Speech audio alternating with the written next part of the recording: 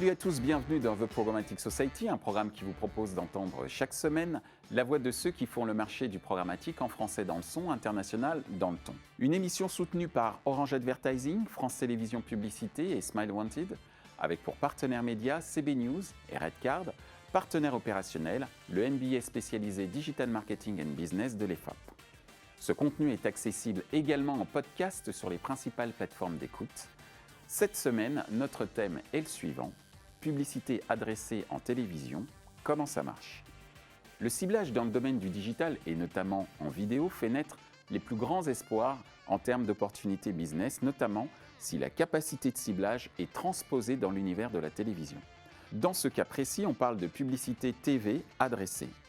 La pub TV adressée, c'est pour quand? Quelles sont les procédures réglementaires à respecter? En quoi la pub TV adressée est une révolution tant d'un point de vue technologique que d'un point de vue marketing et publicitaire? Les annonceurs ont-ils déjà manifesté des attentes vis-à-vis des opportunités publicitaires que permet la publicité TV adressée?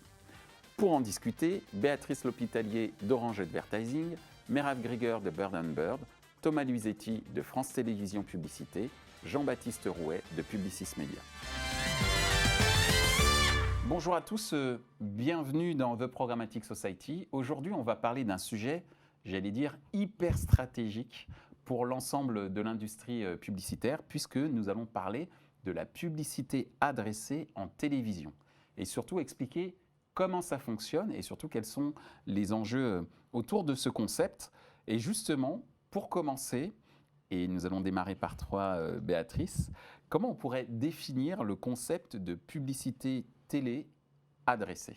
Béatrice. Eh bien, déjà, merci pour ton invitation à cette émission. Alors, effectivement, c'est un sujet qui est au cœur de nos préoccupations et tout particulièrement nous en tant qu'opérateurs. Donc, je crois que tu as raison, il faut commencer par des définitions, puisqu'il y a beaucoup de mots aujourd'hui qui circulent autour de la télé adressée, télé segmentée, Advanced TV, TV Connected, Smart TV. Il y a tout un tas de mots qui gravitent autour de ce concept. Alors la télé adressée, en fait, c'est quelque chose d'assez simple, c'est la capacité de diffuser un message publicitaire sur l'écran de télé qui est différent en fonction du foyer qui va réceptionner le programme télé et donc en fonction des critères ou des caractéristiques du foyer. Aujourd'hui, la télé adressée, elle est déjà une réalité sur ce qu'on appelle le replay, c'est-à-dire quand on va regarder un programme télé après sa diffusion sur le portail, par exemple, de France Télévisions. Là, la télé adressée existe déjà. En revanche, ce qui est nouveau, c'est la télé adressée sur le flux linéaire, c'est-à-dire de pouvoir adresser un message publicitaire différent quand on est en train de regarder la télévision au moment où elle est diffusée. Et là, ça devient déjà beaucoup plus complexe d'un point de vue technique pour réaliser ce remplacement de spot. Donc aujourd'hui, pour prendre un exemple tout simple, si on regarde tous les deux « N'oublions pas les paroles » sur France Télé, comme nous avons des foyers différents, si nous regardons en même temps ce programme-là, eh bien, sur la coupe pub avant le programme, on ne sera pas forcément soumis au même message publicitaire en fonction de nos caractéristiques différentes de foyer. Merci pour cette définition détaillée, Béatrice. Jean-Baptiste, ta définition du concept de publicité TV adressée, peut-être d'un point de vue agence, justement. Alors, ma définition, elle est identique, évidemment. Pour le coup, tu as rappelé, Béatrice, qu'il y avait la grande famille de l'Advanced TV dans laquelle on avait plusieurs catégories. Ce que je pourrais rajouter, pour ne pas paraphraser, c'est que l'équivalent aujourd'hui, il existe un petit peu sur l'ad stitching. C'est-à-dire et on est plus proche d'ailleurs de la notion de programmatic TV que de la notion d'addressable TV, dans le sens où vous avez la capacité aujourd'hui sur un device connecté de regarder le flux linéaire qui est en train de passer, non pas via votre box et via la télé, mais sur un écran d'ordi, une tablette ou votre mobile. Et là, on a la capacité à switcher le spot publicitaire qui passe en national en l'achetant en programmatique. Donc peut-être c'est une autre dimension qu'on investigue et on est, côté annonceur, côté agence, on est impatient de pouvoir tester l'Addressable TV. on est impatient en fait de pouvoir tester des technologies de ciblage et de différenciation du message, non pas à l'impression et au contact, mais de reproduire la capacité qu'a la télé, c'est-à-dire d'arroser un large public pour plus d'efficacité business immédiate pour nos clients. Merci Jean-Baptiste.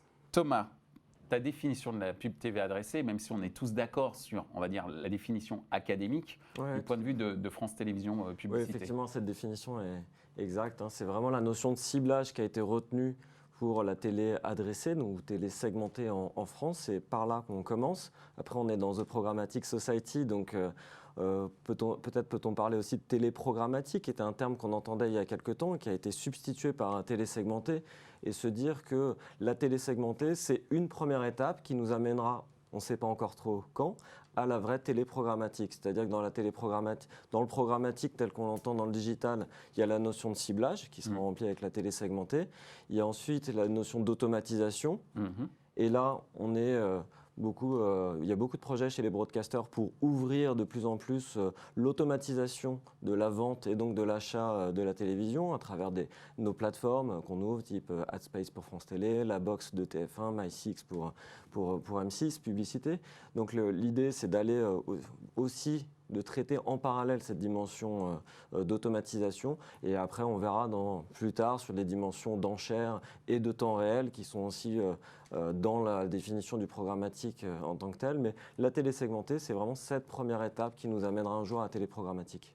Alors on parle de TV segmentée, TV programmatique, pub adressée, pub TV adressée. On est d'accord que ces trois termes regroupent la même définition ? Alors,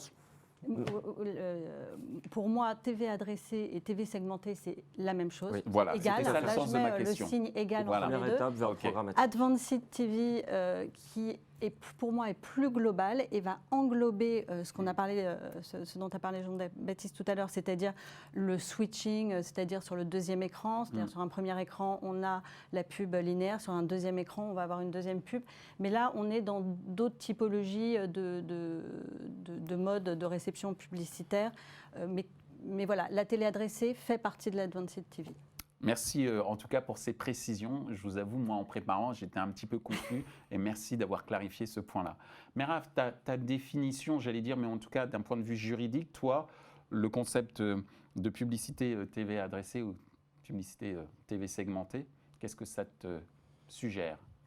Ça suggère du profilage, ça suggère une meilleure connaissance de la consommation, avec de nombreuses questions juridiques qui se posent et que les régulateurs comme le CSA et la CNIL, qui se sont lourdement posés sur le sujet, se sont également posés, à savoir est-ce que ce sont ces données dont on a besoin pour que tout ce dispositif de télévision adressée fonctionne. Est-ce que ce sont des données de trafic, demande la CNIL? Est-ce que ce sont des données de contenu, demande aussi le CSA et la CNIL? Ou est-ce que ce sont des données de consommation, d'usage? Donc cette télévision adressée, j'entends la définition, pose d'autres interrogations et le besoin de définir une nouvelle donnée d'un point de vue juridique. On vient générer un nouvel écosystème et il faut que le juridique s'adapte aussi, et à ce jour, il est particulièrement flou. Ce qui me permet justement de poser la seconde question qui tourne justement autour des procédures réglementaires à respecter, mais aussi une question, c'est pour quand la pub TV adressée et quelles sont les procédures, donc comme je viens de le dire, les procédures réglementaires à respecter ou peut-être à initier. Je te laisse la parole, Merave. Il y a une vraie volonté aujourd'hui de s'approprier ce sujet d'un point de vue régulateur et législateur. Donc, à ma connaissance, les premiers à avoir été mandatés pour comprendre ce nouvel écosystème, c'est le CSA et la CNIL en parfaite coopération. Et donc, avant de prononcer, de formuler, d'établir un décret, il a fallu comprendre comment ça fonctionnait avec une multitude d'acteurs et des fonctionnements nouveaux. Donc, nous, on a assisté différents clients dans le cadre de ces auditions qui étaient néanmoins musclés. Ce n'était pas évident. Quand on dit à des acteurs comme vous, on vous écoute, on est là que pour vous écouter, en même temps, on est en train de se démasquer et de montrer toute notre partie R&D sur le sujet, et on ne sait pas si on fait bien ou mal. Donc la sanction peut tout à fait, parce que ces autorités qui régulent sont amenées aussi à sanctionner après. Donc c'est difficile de comprendre tout un écosystème avec une partie obscure nécessairement et conservée obscure par les acteurs. Donc il y a eu cet effort et cette coopération malgré tout en bonne intelligence entre les acteurs de la télévision connectée. Ça allait de la télécommande aux constructeurs de la télévision, les opérateurs, les fournisseurs d'accès Internet et les chaînes de télévision. Donc on est dans l'attente d'un décret qui va venir fixer certaines modalités. On est dans l'attente, dans quoi? Dans l'espoir ou la peur? That is the question. On a peut-être la réponse déjà. Ah, la réponse est certainement déjà esquissée, tu veux dire. Merci Merav. Béatrice, Alors, c'est pour quand et quelles sont les procédures réglementaires à respecter, on va dire, de ton point de vue d'opérateur et de ce qui t'a été transmis, on peut dire ça comme ça. Alors pour moi, le c'est pour quand, en fait, c'était hier, hein, parce que pour moi, la télé adressée, c'est depuis 18 mois. C'est 18 mois de discussions qui ont été entamées entre le SNPTV et la F2M, c'est-à-dire les deux instances représentatives à la fois du côté des opérateurs et du côté des broadcasters, pour s'entendre sur comment on va pouvoir le réaliser concrètement, la télé adressée. C'est-à-dire comment on va passer des messages entre les télés qui vont devoir nous dire quel spot il faut remplacer à quel moment et avec quel ciblage, et puis les opérateurs qui vont devoir opérer, c'est-à-dire techniquement faire ce remplacement de spot. Donc nous, ça fait 18 mois qu'on discute, et ces discussions, c'est une co-construction en fait de cet écosystème qui a donné lieu à un protocole aujourd'hui, un protocole sur lequel on a communiqué et qui va du coup normer l'ensemble des discussions et du passage d'informations entre les opérateurs et les broadcasters, et ce qui va permettre de pouvoir faire entrer des nouveaux entrants facilement et qui pourront s'approprier cette norme technique et faire de la télé adressée. Donc le camp, pour moi, il y a bien longtemps. Maintenant, il y a le camp réglementaire. Le camp réglementaire, c'est effectivement cette bonne nouvelle qu'on a eue début septembre quand le ministre de la Culture a commencé à donner les grands traits de la loi sur l'audiovisuel et a dit effectivement que la télé adressée serait une réalité et que ça passerait en plus par décret. Donc pour nous, il y a un timing qui est très intéressant. Ça veut dire que par décret, ça va aller beaucoup plus vite et que ça sera possible dès le début 2020. Et dans ce temps réglementaire, il y a eu aussi d'autres éléments qui ont été annoncés et qui sont des bonnes nouvelles pour les opérateurs. C'est qu'on va pouvoir géolocaliser sans restriction, c'est-à-dire qu'on va pouvoir faire du ciblage très fin. Alors effectivement, ça pose sans doute des peurs pour certains, mais aussi c'est une très bonne opportunité pour le marché publicitaire. Et puis le deuxième élément qui était important pour nous aussi, c'est que ça a levé un peu la peur et la crainte qu'on avait d'une période test probatoire qui pour les opérateurs était compliqué, puisque nous, il y a beaucoup d'investissements derrière, donc investir pour 6 mois, ça n'avait pas de sens. D'accord, merci en tout cas pour ces Et la géolocalisation sans restriction pour certains objectifs bien définis. Bien sûr. Certaines conditions. Je parlais uniquement du ciblage. Merci Merav, merci Béatrice. Jean-Baptiste, c'est pour quand et quelles sont les procédures du point de vue d'une agence, les procédures réglementaires à respecter? Et j'imagine que tu retranscris ces différentes procédures au niveau des annonceurs. Ouais, alors, côté réglementaire, en tout cas, les choses sont entamées. Ça fait effectivement un moment qu'on discute avec les opérateurs, les chaînes de télé et nos annonceurs pour dresser le panorama, en regardant beaucoup ce qui se fait à l'étranger, pour se préparer et voir un peu ce qui s'est fait ailleurs.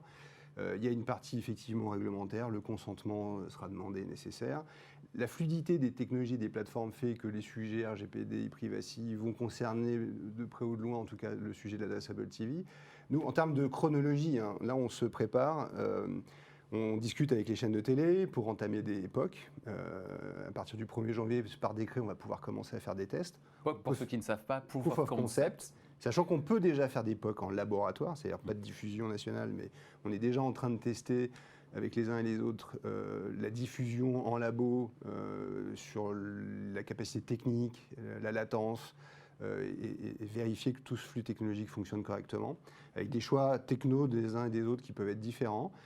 On va avoir une période de 9 mois pendant laquelle on va pouvoir faire ces tests et une commercialisation à partir du mois de septembre, sachant que le CSA fera une étude d'impact de cette stratégie.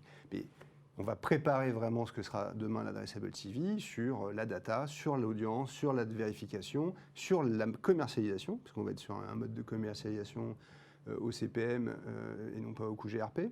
Donc on va avoir un mode de commercialisation a priori. Encore une fois, les choses peuvent peut-être évoluer, mais on tend vers ça. D'accord. Donc un mode d'achat qui sera très semblable à ce qu'on fait en digital versus ce qui s'achète en télévision.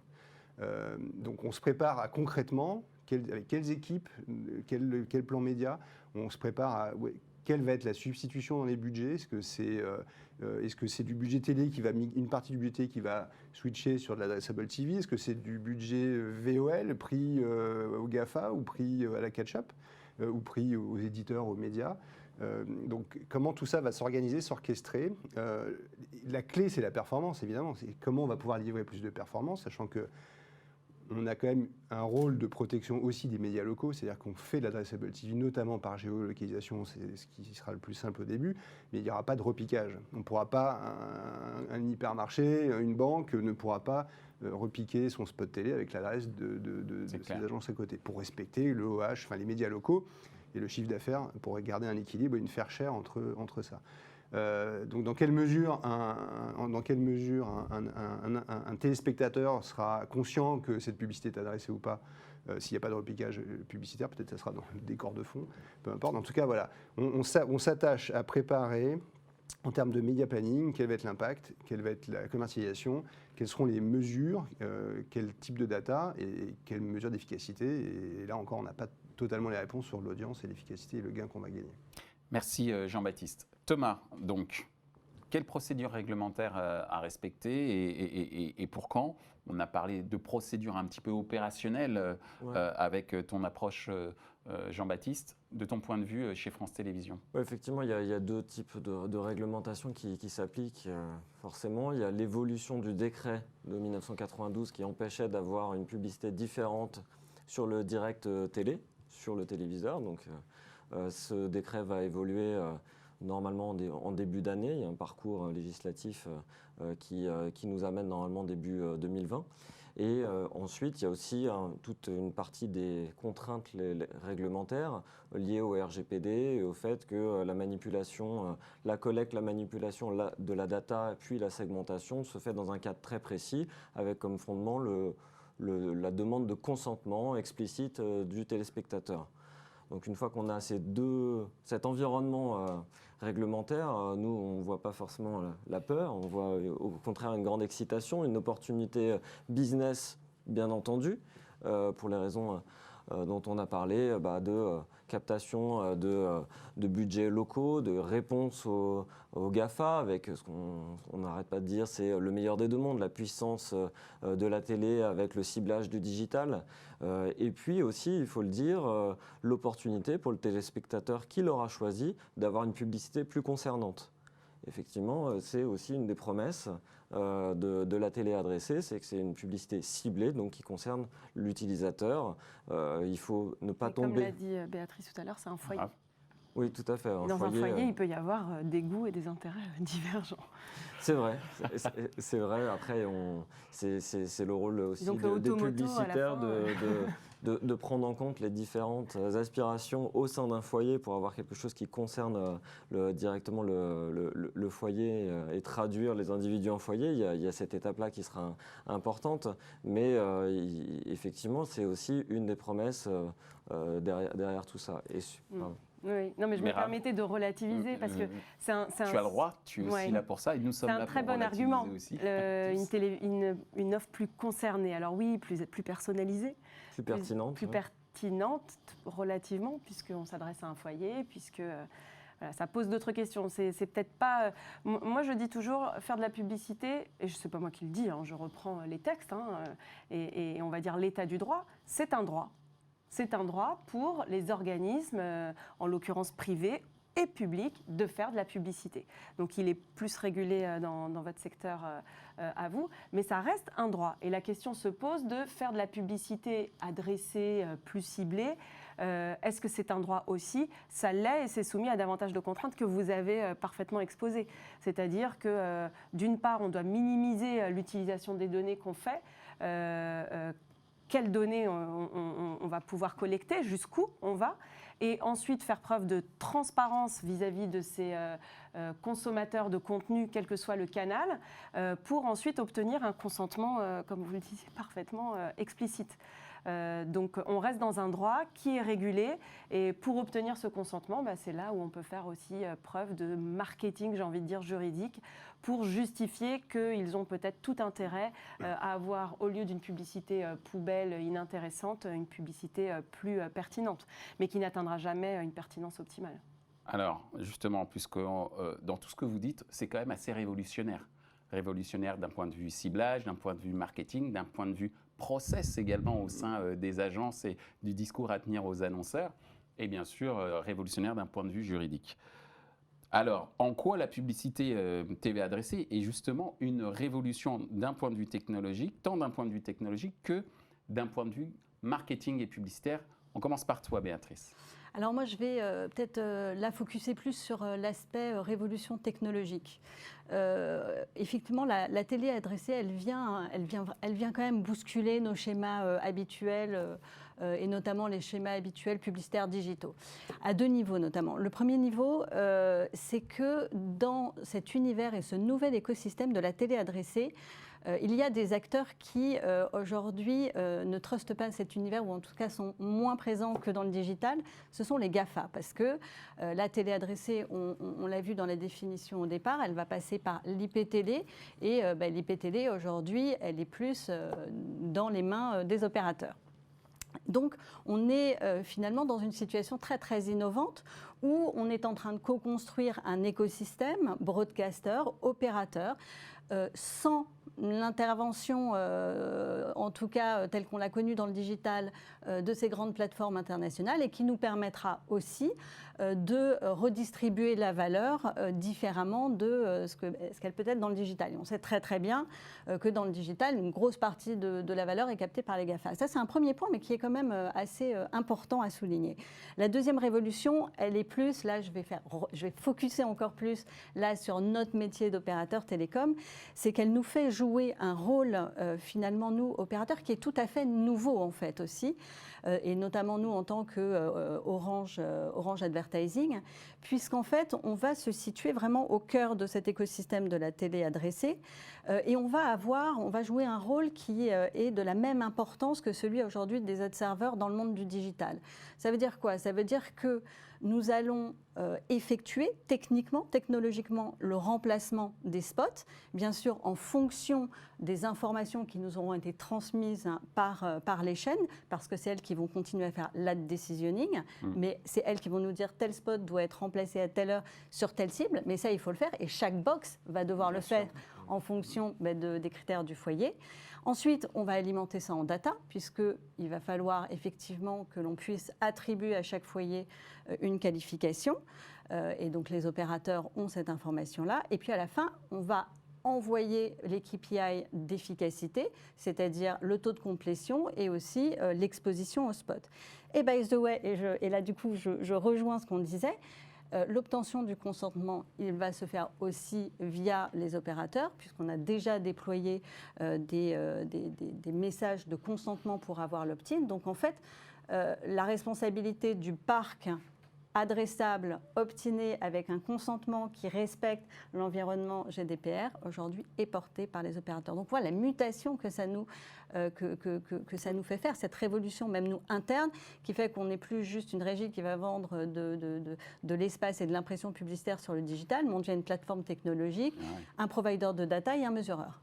Et une régie qualitative, parce que vous avez la chance d'être dans l'environnement qui permet de collecter ce consentement de manière parfaite finalement. Mais c'est une grosse responsabilité aussi, parce qu'on doit bien le faire, et forcément Orange veut sur ce point-là être tout à fait dans ce que demande la réglementation.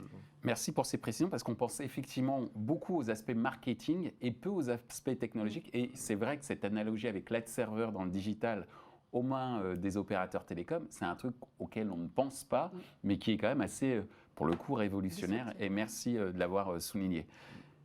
Jean-Baptiste, ton point de vue de cette fameuse révolution, tant du point de vue technologique que du point de vue marketing et publicitaire, et Publicis en plus est très en avance sur pas mal d'aspects d'achat média au niveau technologique. Je pense à un outil que j'ai vu et qui ça a été la lumière lorsque je l'ai vu, et c'était d'ailleurs un jour où on était ensemble chez Publicis. C'est Marcel.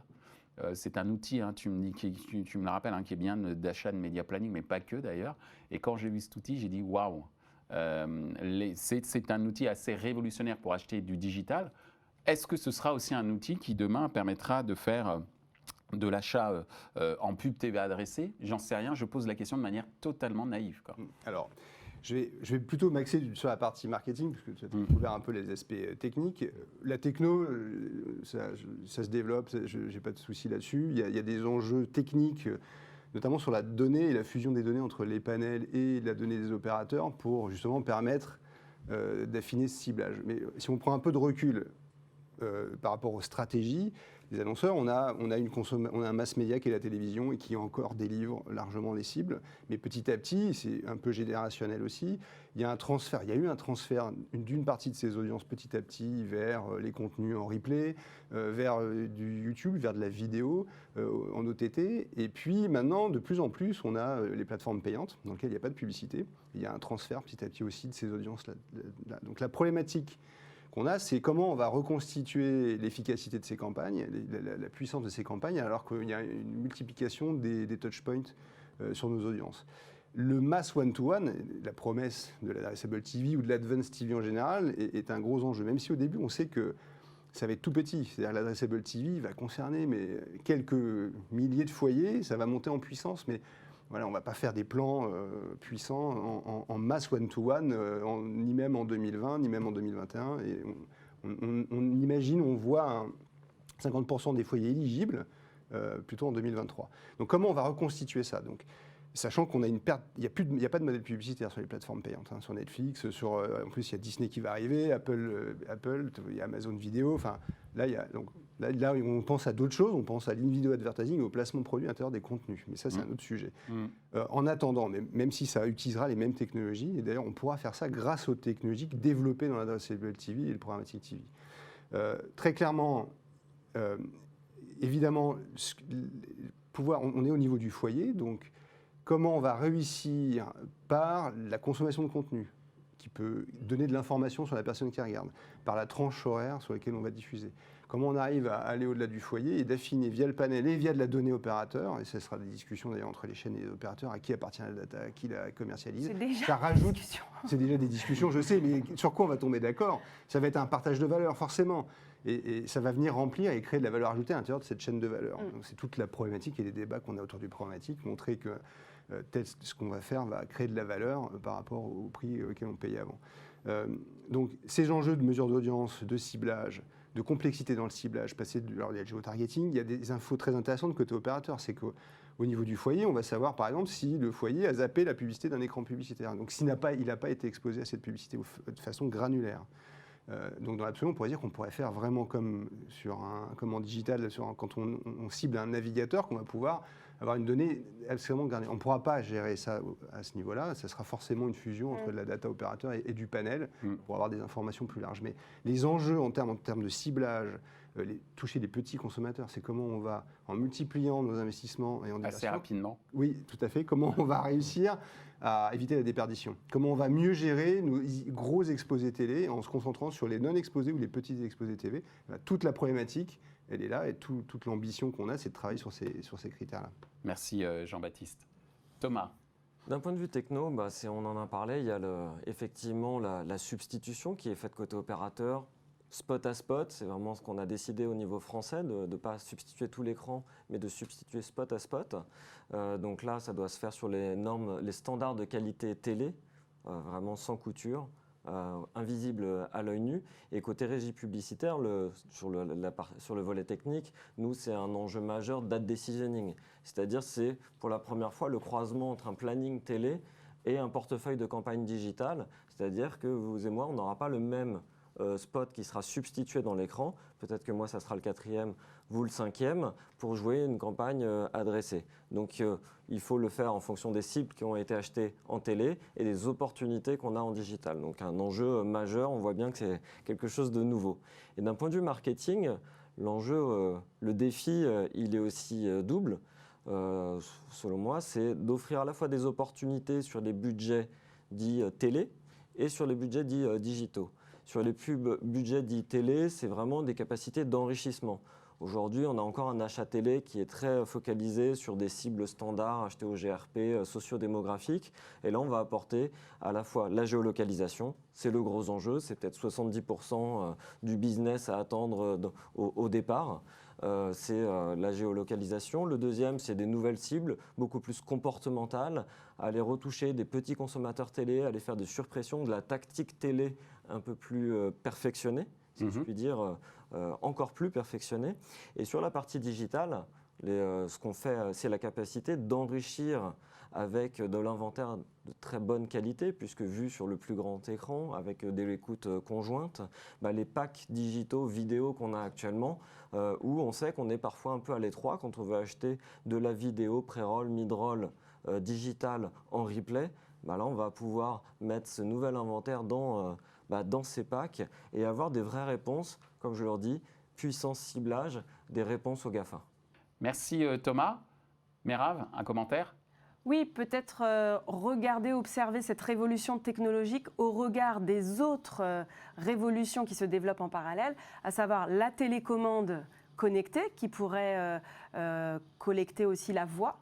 Et puis les télévisions en elles-mêmes qui peuvent avoir une webcam, enfin une caméra, et savoir si effectivement la publicité a été vue, observer l'iris, etc., comme on le voit se faire sur certains panneaux publicitaires au Japon, en Chine, mais aussi en France. Merci pour ces précisions. On en arrive à la toute dernière question, et elle est importante, et j'espère qu'elle sera rapide.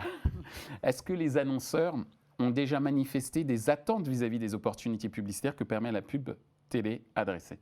Béatrice. Alors moi, je vais laisser surtout aux chaînes et aux agences de se faire l'écho de la voix du marché, parce que c'est eux qui sont en face du marché. Moi, nous, en tant qu'opérateurs, ce qu'on va essayer de faire, c'est surtout d'écouter leurs besoins en matière de ciblage. Je vois aujourd'hui, quand on discute avec les annonceurs, 5 grandes typologies. On va faire très rapide. La géolocalisation pour adresser du marché local, ou même faire des zones de chalandise pour un annonceur qui a des magasins dans toute la France, faire bien sûr du socio-démo, ou en tout cas de la qualification du foyer CSP+, aux revenus, de pouvoir aussi proposer du comportemental TV, petits consommateurs télé, nous pourrons être là pour vous permettre d'adresser aussi ce type de segment. Ensuite, plus intéressant aussi dans l'approche use case annonceur, d'aller chercher les shoppers, c'est-à-dire en croisant, nous, les données qu'on a opérateurs avec les cartes de fidélité des retailers. On pourrait créer des segments de shoppers. Et puis ensuite, la data de l'annonceur lui-même, c'est-à-dire de pouvoir travailler sur des campagnes où on exclurait le client parce que l'annonceur veut faire une publicité ciblée uniquement sur ses prospects. Donc nous, en tant qu'opérateur, on essaie de se focaliser sur quelle sera la meilleure offre en termes de data pour adresser ce marché-là. Merci Béatrice. Je vais être très court. Jean-Baptiste. La question, c'est oui. Ça fait des mois qu'on en parle. La réponse, La réponse va être rapide. Oui, ça fait des mois qu'on en parle. Ça intéresse évidemment les annonceurs télé, qui font de la télé aujourd'hui, des très très gros annonceurs, mais ça intéresse aussi les annonceurs qui ne font pas de télé, pour qui le coût du média télé est aujourd'hui pas tenable. Et donc effectivement, ça intéresse aussi les futurs primo-accédants à la télé, avec ce sujet derrière, de fond, sur l'efficacité. Alors, je te donne plutôt rendez-vous pour la question, reposer la question, mais dans quelques mois, pour qu'on voit un peu déjà comment ça se passe. Et c'est vrai que la granularité data permettra à des non-consommateurs, j'allais dire en termes d'achat média TV, de pouvoir cette fois-ci s'y coller. Ouais. Merci Jean-Baptiste pour cette précision. Thomas, les annonceurs, j'imagine que France Télévisions en parle beaucoup. Forcément. Bien sûr. Et c'est quoi leurs attentes, rapidement ?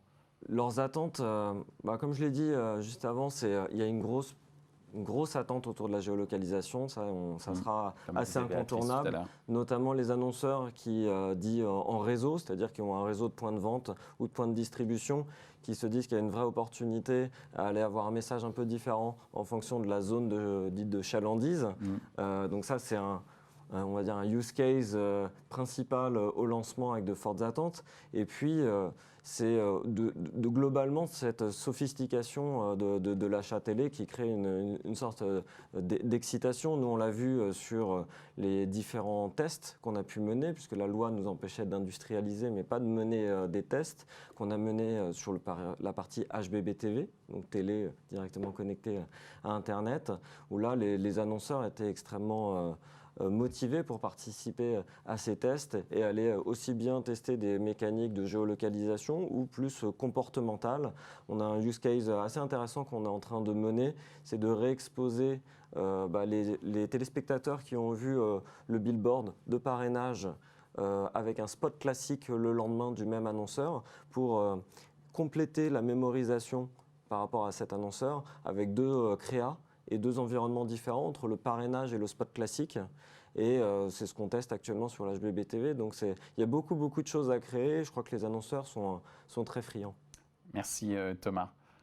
Merave, mot de la fin, très succinct. Très rapidement, on l'a évoqué tout à l'heure, c'est Jean-Baptiste qui a lancé le mot, c'est l'enjeu de la propriété, du droit d'usage sur la data qui va nécessiter nécessairement de se mettre autour d'une table de manière plus concrète. Et je vais le citer lui pour le mot de la fin. C'est qu'il faut partager la valeur de la data, ce qui signifie partager les obligations et les responsabilités qui vont avec. Tout à fait. Eh bien, sur ces bons mots de chacun d'entre vous, on se dit à bientôt et je vous remercie d'avoir participé à The Programmatic Society. Merci. Ainsi s'achève ce débat autour de la publicité adressée. Les points à retenir de nos échanges sont les suivants. 1. Les 5 opportunités offertes par la publicité TV adressée pour l'ensemble des annonceurs seront la géolocalisation, le ciblage socio-démo en temps réel, le comportemental TV, les croisements de données des shoppers et de leur carte de fidélité, l'exploitation de la donnée de l'annonceur dans sa stratégie d'achat. 2. La publicité adressée permettra une finesse de ciblage qui permettra à des annonceurs non acheteurs d'écran TV de pouvoir s'y adonner pour des tickets d'entrée accessibles. Retrouvez ce programme en podcast sur les principales plateformes d'écoute. Merci à Orange Advertising, Smile Wanted et France Télévisions Publicité pour leur soutien, ainsi que nos partenaires médias CB News et Redcard, et notre partenaire opérationnel, le MBA spécialisé Digital Marketing and Business de l'EFAP. Merci également à l'ensemble des équipes d'Atelier B pour la réalisation de ce programme, traduction et sous-titrage par Uptown.